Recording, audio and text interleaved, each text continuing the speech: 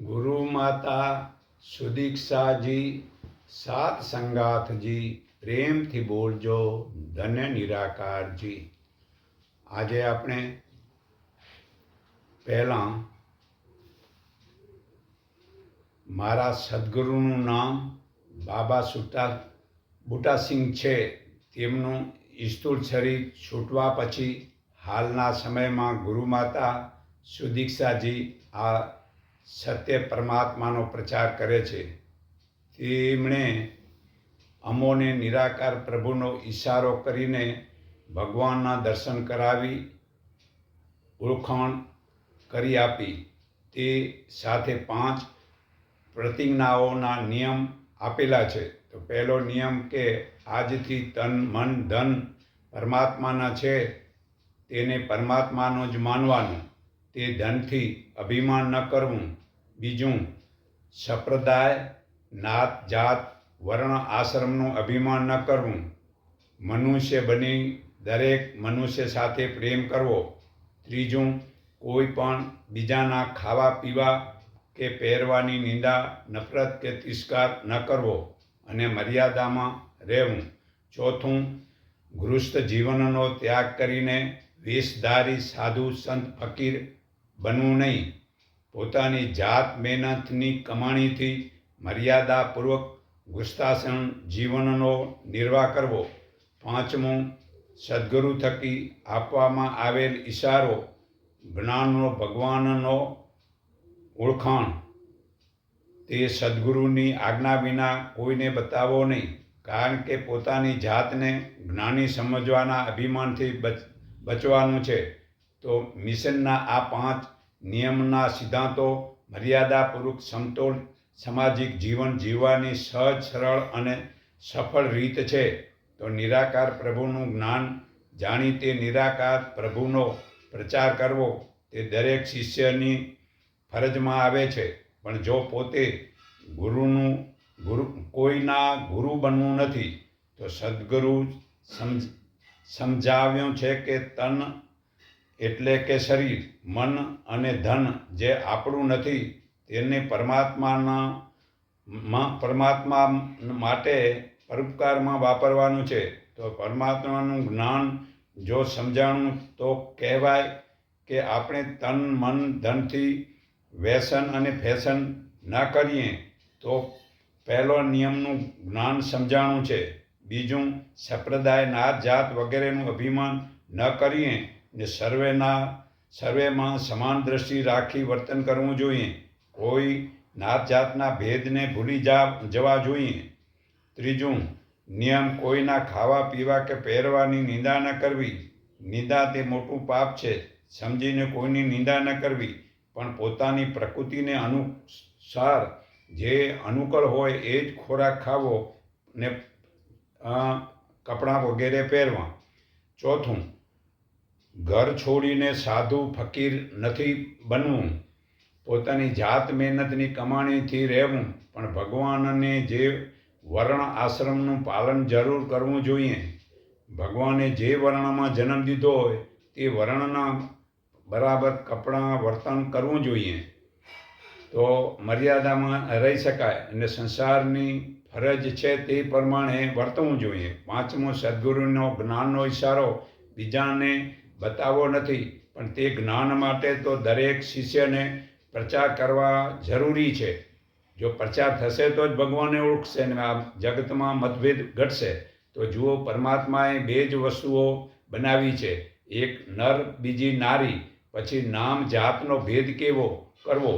જુઓ, ગીતાજીમાં અધ્યાય 7માં શ્લોક 4-5માં ભગવાને 2 જ પ્રકૃતિ બનાવી છે। એક અપરા એટલે જડ વસ્તુ છે અને બીજી પરા એટલે ચેતન વસ્તુ છે, તે જીવ છે। તેના વડે આ જગતનું ધારણ થાય છે, પણ આ સર્વે જગતને ઉત્પાદન કે સહાય કરનાર ભગવાન છે।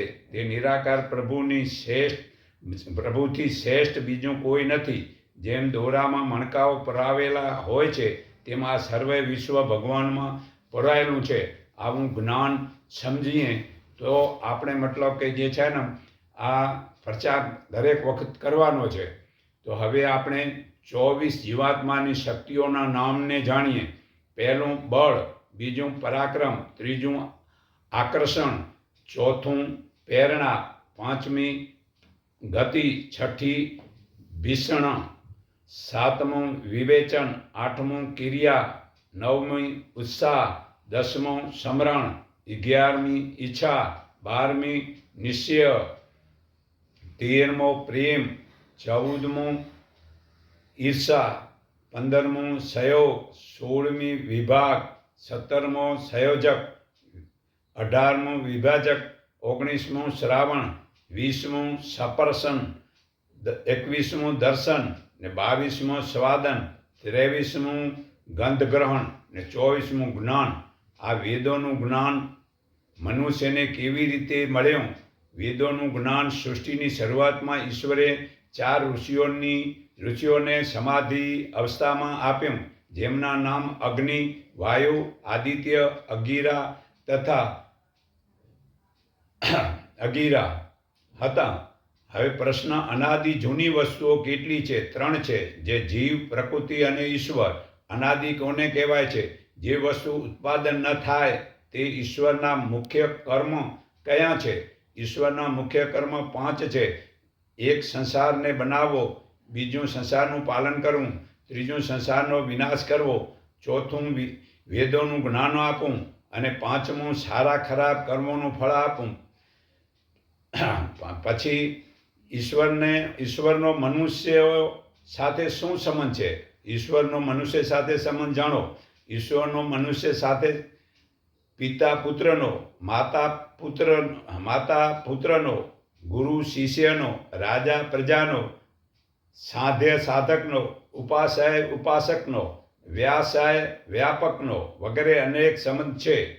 હવે પ્રશ્ન થાય છે કે વેદોમાં ઈશ્વરના કયા સ્વરૂપ બતાવેલા છે? વેદોમાં ઈશ્વરને સર્વવ્યાપક, સર્વજ્ઞ, નિરાકાર, ન્યાયકારી, કર્મફળદાતા વગેરે ગુણોવાળા બતાવેલા છે. તો હવે પ્રશ્ન થાય છે કે આ સંસાર ક્યારે ઉત્પાદન થયો? તો 1,96,08,53,117 વર્ષ થયા પહેલાં. તો પ્રશ્ન થાય છે કે આ સંસાર હજી કેટલા વર્ષ ચાલશે? 2,35,91,46,883 વર્ષો સુધી ચાલશે. પ્રશ્ન થાય કે રામાયણને કેટલા વર્ષ થયા? અંદાજે 10 લાખ વર્ષ થયા. પ્રશ્ન થાય છે મહાભારતને કેટલા વર્ષ થયા? અંદાજે 5,200 વર્ષ થયા. પ્રશ્ન થાય છે પારસી મત કેટલો જૂનો છે? 4,500 વર્ષનો. પ્રશ્ન, યહૂદી મત કેટલો જૂનો છે? અંદાજે 4,000 વર્ષનો. જૈન બૌદ્ધ મત કેટલો જૂનો છે? અંદાજે 2500 વર્ષના. શંકરાચાર્યને કેટલા વર્ષ થયા? અંદાજે 2300 વર્ષ. હિન્દુ પુરાણ મત કેટલો જૂનો છે? અંદાજે 2200 વર્ષ. ઈસાઈ વર્ષ કેટલો જૂનો છે? 2017 વર્ષ. ઇસ્લામ મત કેટલો જૂનો છે? 1400 વર્ષ. શીખ મત કેટલો જૂનો છે? 500 વર્ષ. અને બ્રહ્માકુમારી, રાધાસ્વામી, ગાયત્રી પરિવાર, સ્વામિનારાયણ, આનંદ માર્ગ વગેરે મતપંથ સંપ્રદાયો કેટલાક વર્ષ જૂના છે? દેશમાં સેંકડોની સંખ્યા પ્રચલિત વર્તમાન સંપ્રદાય અંદાજે 100 થી 150 વર્ષના નવા જ છે. ઈશ્વરની મૂર્તિ બનાવીને પૂજવાનું ક્યારે શરૂ થયું? લગભગ 2500 વર્ષ થયું. પ્રશ્ન, વેદોમાં ધર્મના લક્ષણ કયા છે? ધીરજ રાખવી, માફ કરવું, મન ઉપર નિયંત્રણ રાખવું, ચોરી ન કરવી, પવિત્રતા, ઇન્દ્રિયોને વશ રાખવી, બુદ્ધિ વધારવી, જ્ઞાન વિજ્ઞાન મેળવવું, સત્ય બોલવું, ક્રોધ, લોભ, મોહ વગેરે ન કરવું. પ્રશ્ન, વૈદિક યુગમાં વિશ્વના લોકો કયા ઈશ્વરને માનતા હતા? નિરાકાર ઈશ્વરને. પ્રશ્ન થાય છે વૈદિક કાળમાં શિક્ષા પ્રમાણી કઈ હતી? ગુરુકુળ હતું. ગુરુકુળમાં છોકરા ભણતા હતા. પ્રશ્ન થાય તે શું વૈદિક ધર્મમાં ઈશ્વરને અવતાર લેતા બતાવ્યા છે? નથી બતાવ્યા. પ્રશ્ન થાય છે કે વૈદિક ધર્મ કર્મના આધારે મનુષ્ય સમાજના 4 ભાગોમાં વહેંચવામાં આવ્યા છે, જેને 4 વર્ણો કહેવામાં આવે છે, જેના નામ છે બ્રાહ્મણ, ક્ષત્રિય, વૈશ્ય અને શૂદ્ર. તે જન્મથી નહીં પણ કર્મથી માનવા. પ્રશ્ન થાય છે કે વૈદિક ધર્મથી માટે કયા કયા કયા કર્મો કરવા જરૂરી છે? પંચમહાયજ્ઞ કરવા છે. તો પ્રશ્ન થાય છે કે પંચમહાયજ્ઞના નામ જાણો. 1. બ્રહ્મયજ્ઞ, ઈશ્વરનું ધ્યાન કરવું, વેદોને ભણવા. 2. દેવયજ્ઞ, હવન કરવો. 3. પિતૃયજ્ઞ, માતા પિતા વડીલોની સેવા કરવી. 4. અતિથિ યજ્ઞ, વિદ્વાન સંન્યાસી સમાજ સેવિક વ્યક્તિઓની સેવા સત્કાર કરવો. 5. બલિ વિશ્વદેવનું પશુ પક્ષીઓનો ઘાસ દાણા આપી એમની સેવા કરવી પરોપકારની ભાવનાથી. પ્રશ્ન થાય છે કે વૈદિક ધર્મમાં જીવને શ્રેષ્ઠ બનાવવા માટે કઈ વિધિ બતાવવામાં આવે છે? પ્રશ્ન થાય છે કે 16 સંસ્કારો, તેના નામ જાણો. ગર્ભદાન 1. 2. પુષ્પવાન. 3. સિમિન નયન. જાતકર્મ, નામકરણ, અનાજ પ્રસાન, નિષ્કરણ, ચૂડાકર્મ, કર્મવેદ, ઉપનયન, વેદારંભ, સમારવર્ત, વિવાહ, વાનપ્રસ્થાવ, સંન્યાસ અને અન્યત્યશ્રી મરણક્રિયા આટલા બતાવેલા છે. તો પ્રશ્ન થાય છે કે વૈદિક ધર્મીઓને અભિવાદન શબ્દ કયો છે? નમસ્તે. પ્રશ્ન થાય છે શું વૈદિક ધર્મ જો ભૂલ દોષ પાપ માટે ઈશ્વર માફ કરે છે? નથી કરતા. પ્રશ્ન થાય છે તો શાસ્ત્ર કેટલા છે? 6 છે. તેના નામ જાણો. યોગ દર્શન, સાંખ્ય દર્શન, વિશેષિક દર્શન, ન્યાય દર્શન, વેદાંત દર્શન અને મીમાંસા દર્શન છે. તો એ 6 દર્શનનો જ્યાં સુધી આપણે અભ્યાસ નથી કર્યો ત્યાં સાચી હકીકત આપણે જાણી નથી શકતા પરમાત્મા પ્રત્યેની ભક્તિભાવમાં. તો પ્રશ્ન થાય છે કે વેદોના આધારે સામાજિક રીત રિવાજો માટે મનુસ્મૃતિ ગ્રંથ વાંચો. એમાં બધા સંસારના પૂરા નિયમ બતાવવામાં આવેલા છે. તો પ્રશ્ન થાય છે કે શું વૈદિક ધર્મ છૂતાછૂત જાત ભેદ, જાદુ ટોણા, દોરા ધાગા, માદળિયું, શુકન, ફલિત, જ્યોતિષ, જન્મકુંડલી, હસ્તરેખા, નવગ્રહ પૂજા, નદી સ્નાન, બલિ પ્રથા, સતી પ્રથા, માંસાહાર, દારૂ પીવો, બહુલગ્ન કરવા, ભૂત પ્રેત, પિતૃઓના નામે પિંડદાન, ભવિષ્યવાણી વગેરેનું વિધાન બતાવેલું છે? નથી બતાવેલું. વેદોમાં આવું કાંઈ કરવાનું બતાવેલું નથી. અને આ નથી બતાવેલું એવું આ ગીતામાં પણ નથી બતાવેલું. અને છતાં મતલબ માણસે નાળિયેર વધારવું, ફૂરડા કરવાનું, મંદિર બનાવવાનું, પૂજા કરવી, દીવા કરવા, એમ જ પડ્યા રહ્યા. તો પ્રશ્ન થાય છે કે વૈદિક નામે પિંડદાન. પ્રશ્ન થાય છે કે વૈદિક ધર્મ મનુષ્ય જીવનનું અંતિમ લક્ષ્ય શું છે? દુઃખોથી છૂટવું અને પૂર્ણ આનંદમાં રહેવું. તો પ્રશ્ન થાય છે તો દુઃખોથી છૂટવા માટે આધ્યાત્મિક જ્ઞાનથી જ દુઃખો છૂટે છે. તો પ્રશ્ન આધ્યાત્મિક જ્ઞાન સમાધિમાં ઈશ્વર આપે છે. પ્રશ્ન થાય છે સમાધિ કેમ થાય છે? સમાધિ અષ્ટાંગ યોગથી મન ઇન્દ્રિયો વંશ થાય છે. પ્રશ્ન થાય છે કે મન ઇન્દ્રિયો વંશ થાય તો આત્માનો સાત્કારથી ઈશ્વરમાં ધ્યાન લાગે છે. તો પ્રશ્ન થાય છે ઈશ્વરનું ધ્યાનથી શું લાભ થાય છે? ઈશ્વરના ધ્યાનથી મન કાબૂમાં આવે છે, ઇન્દ્રિયોમાં એકાગ્રતા આવે છે અને બુદ્ધિમાં શક્તિ વધે છે. ખરાબ સંસ્કાર નાશ પામે છે, સારા સંસ્કાર વધે છે અને આધ્યાત્મિક બળ વધે છે. ધીરજ, સહન શક્તિ, ક્ષમા, દયા, પરોપકારની વૃદ્ધિ થાય છે. તેમજ વિશેષ આનંદ, શાંતિ અને ભય છૂટે છે. તો પ્રશ્ન થાય છે મનુષ્ય દુઃખી કેમ થાય છે? મનુષ્ય વેર, ઈર્ષા અને મોહ અને અજ્ઞાનના કારણે દુઃખી થાય છે. તો પ્રશ્ન તો વૈરાગ કેમ થાય છે? વૈરાગ વેર ઈર્ષા છોડીને સંસારના સુખોની ઈચ્છાને માયા મૂકીને નિષ્કામ ભાવથી ફરજ મુજબના કર્મ કરવાથી વૈરાગ લાગે છે. તો પ્રશ્ન થાય છે આધ્યાત્મિક જ્ઞાન કેમ થાય છે?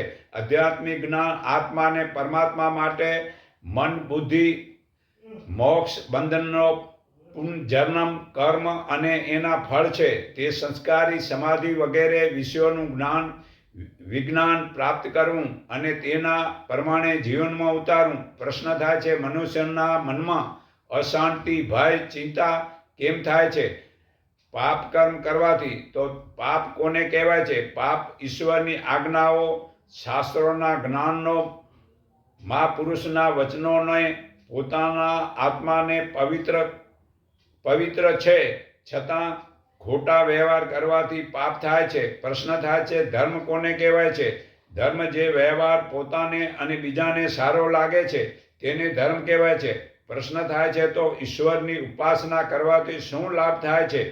ઈશ્વરની ઉપાસનાથી બુદ્ધિ પવિત્ર થાય છે અને આનંદથી આત્માનું બળ વધે છે અને મનમાં સારા વિચારો આવે છે. તેથી ભવિષ્યમાં ખરાબ કર્મ કરતો નથી કે ઓછા કરે છે. પ્રશ્ન થાય છે કર્મ ખરાબ છે તેની ખબર કેમ પડે છે?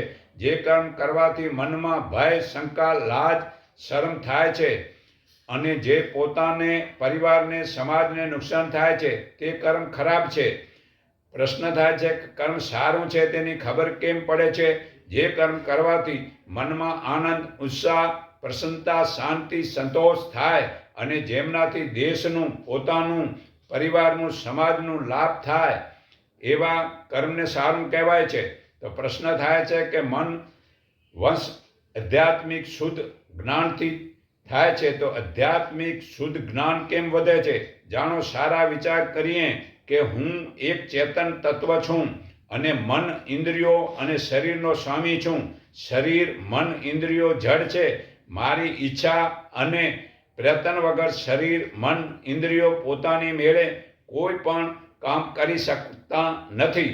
હું મારી ઈચ્છાથી જેમ કામ ધારીશ તે કરીશ એવો દ્રઢ સંકલ્પનો સત્ય વ્યવહાર કરવાથી આધ્યાત્મિક શુદ્ધ જ્ઞાન વધે છે.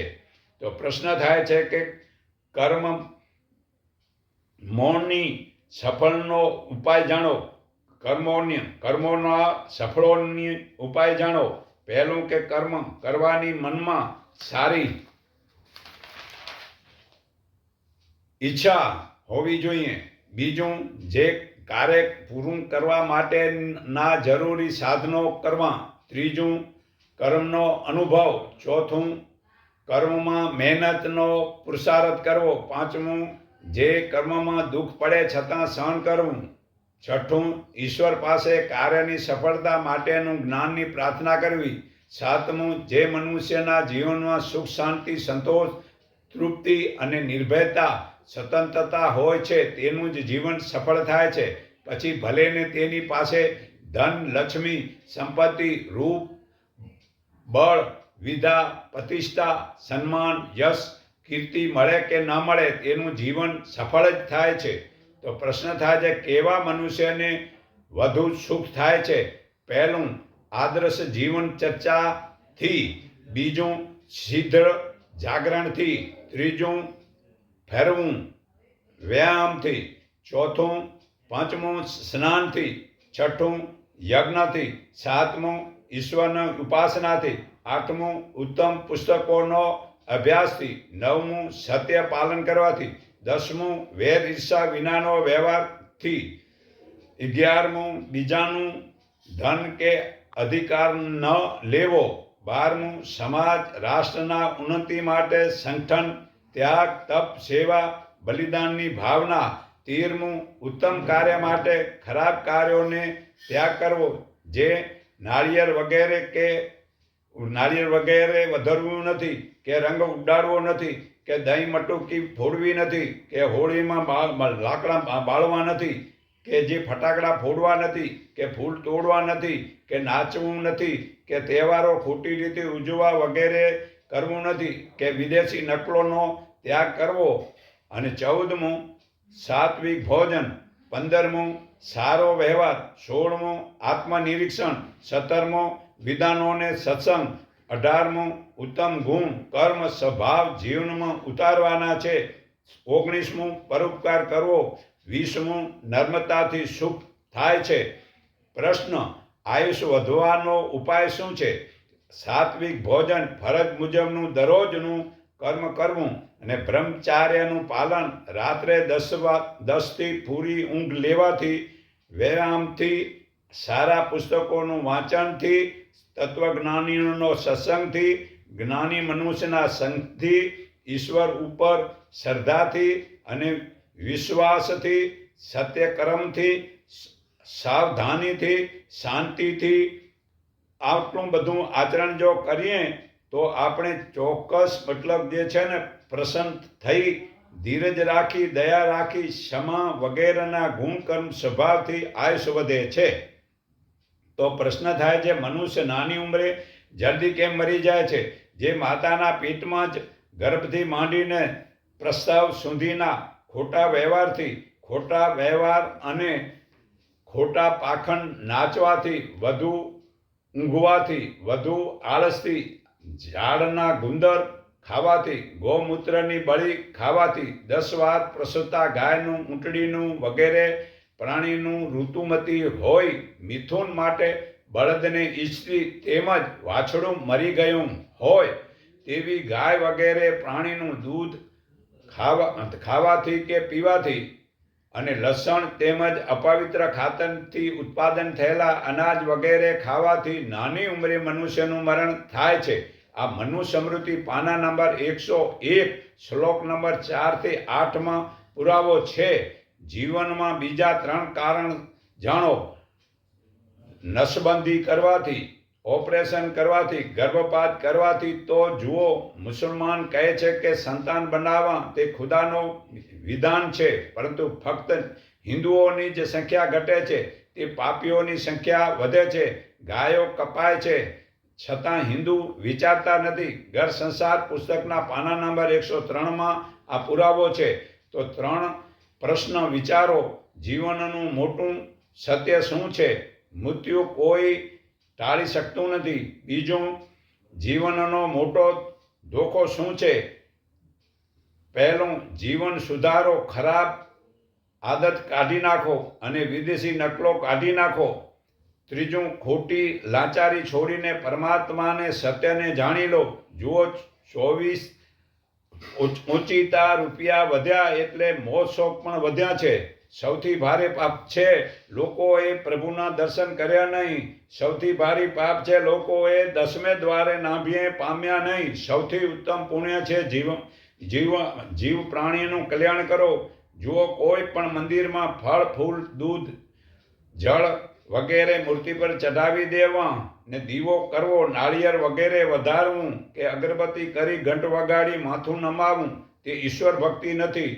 ઈશ્વર ભક્તિ તો દેવી ગુણોનો જીવનમાં ઉતારવાથી થાય છે. સ્વાર્થ, મોહ, લોભ, ક્રોધ વગેરે રાક્ષસો છે. રાક્ષસોને છોડીને ઈશ્વર ચિંતન કરો. રામ શર્મા પાના નંબર 378માં પુરાવો છે. તો નિરાકારને જે ઓળખે છે તે એક જ પળમાં નિરાકારના દર્શન કરાવે છે. તે જ્ઞાન ગુરુમાતા સુદીક્ષાજીને સંત પ્રકાશ નિરાકારી મંડળ, ઇન્ડિકેપ 3 રસ્તા, માયા સિનેમા રોડ, કુબેરનગરમાં રવિવારે સવારના 10 વાગે મળે છે. હું સર્વના હૃદયમાં રહેલા પરમાત્માને હું મારા હૃદયના ભાવથી નમન કરું છું કે એકને ઓળખો, એકને માનો, એક સંગઠીન બનો. એટલું કહી હું મારી વાણી વિરામું છું.